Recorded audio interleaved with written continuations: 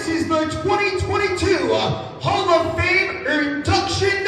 Please welcome at this time, DCW President, Zach the Ripper Connor.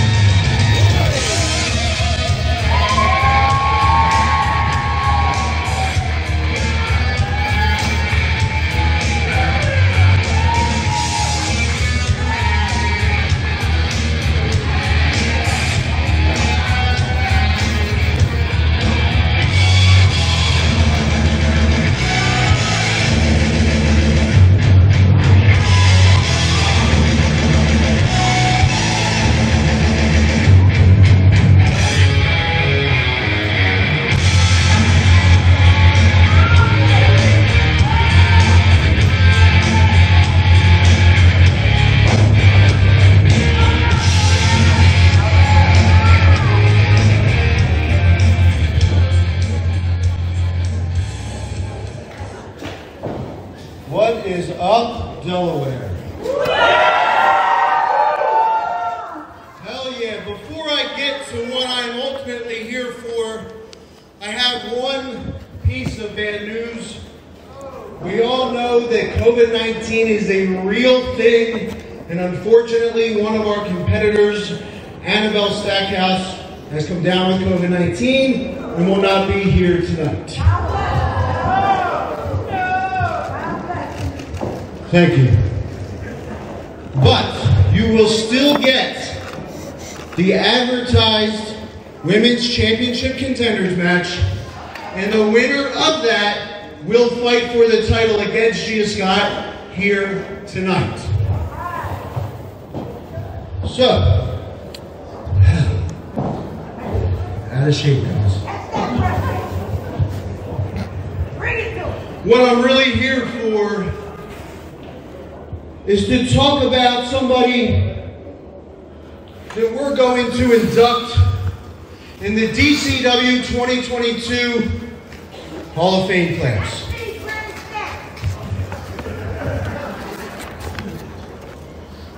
The man I'm talking about, most of the people in this crowd probably don't like, but that's because he's been so good at being so bad.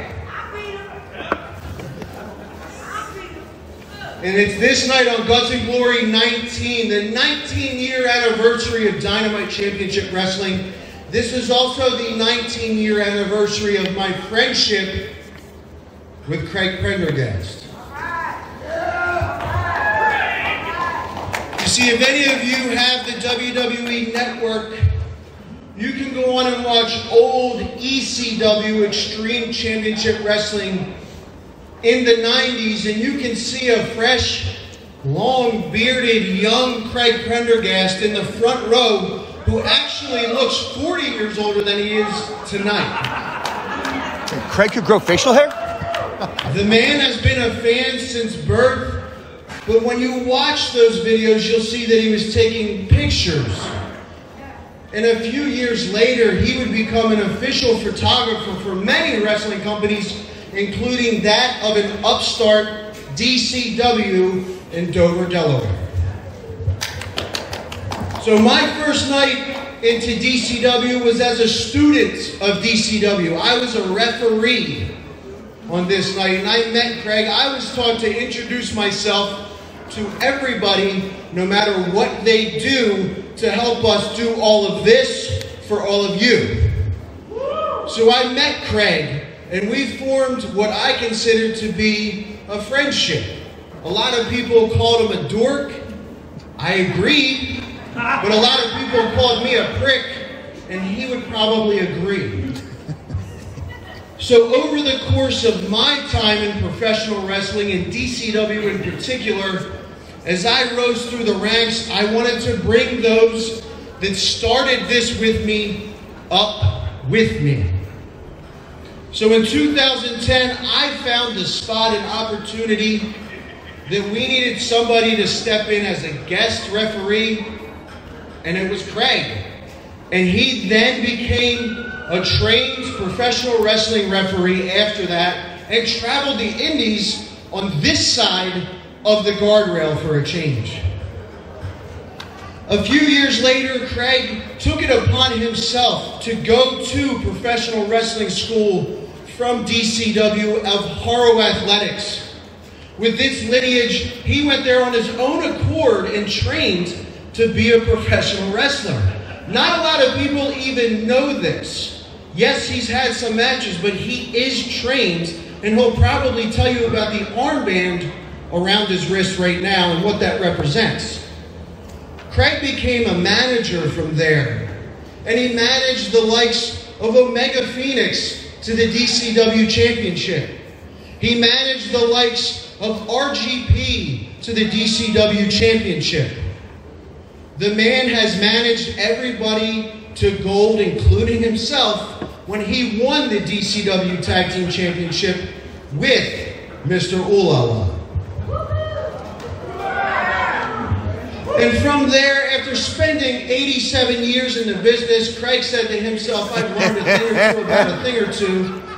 And Craig Prendergast said, I'm going to start politicking. And that's when you guys met him. That's when you guys started seeing the douchebag that would come out here and make matches and try to put the screws to you and all of our fan favorites like Sonny Deeds. Now, I say he used to because I'm the president now, Craig. ID captain now. Yeah, what's up, Craig? So at this point, what I'd like to do is turn your attention to this screen over here as we pay tribute to the man we're going to induct here tonight. Craig Prendergast has done it all in Dynamite Championship Wrestling.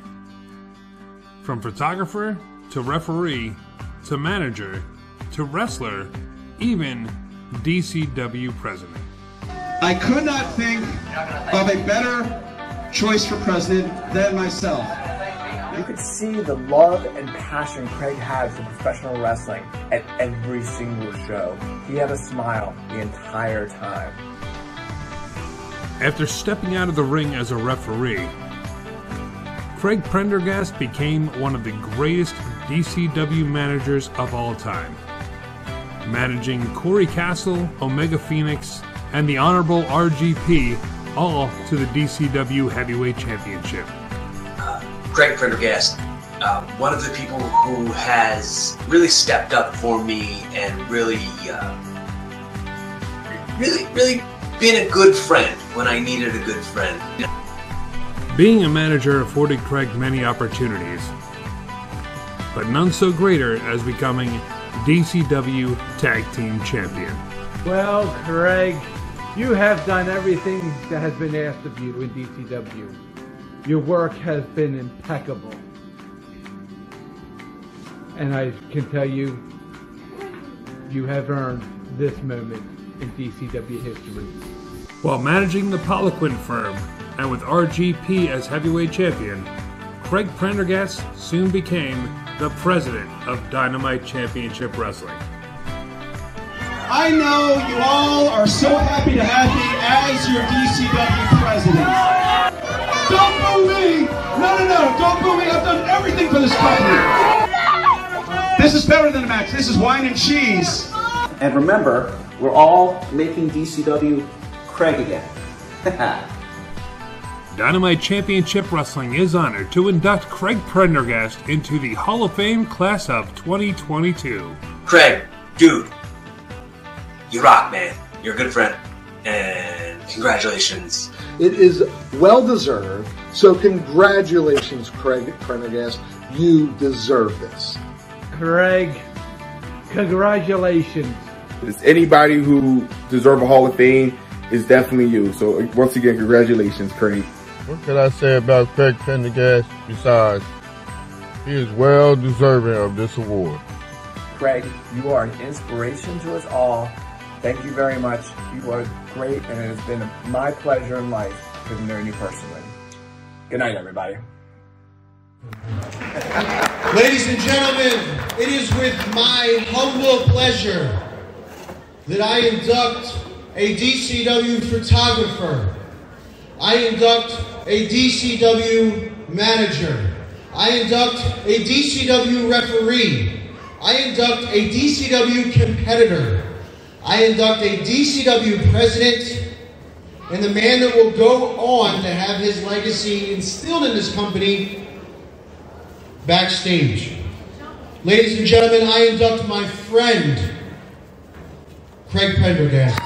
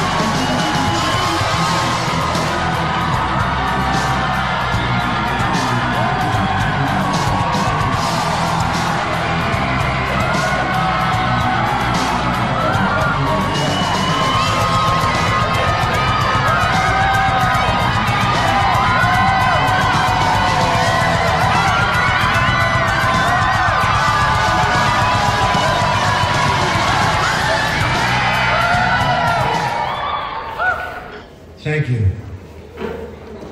Congratulations.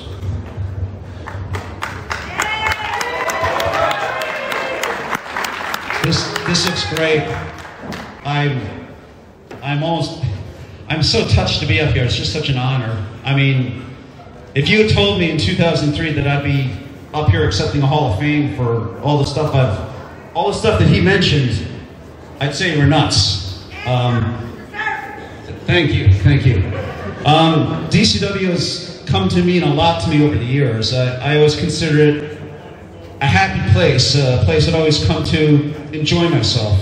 And as Zach said, I started off as a photographer, and I got a huge thrill out of it, shooting ringside, catching the action shots. I thought, this is great. How could it get any better than this? But then at the tender young age of 40, I decided to make some changes in my life. I guess you could call it my midlife crisis. I was going through some bad stuff, so I decided to join a gym and started to get in shape.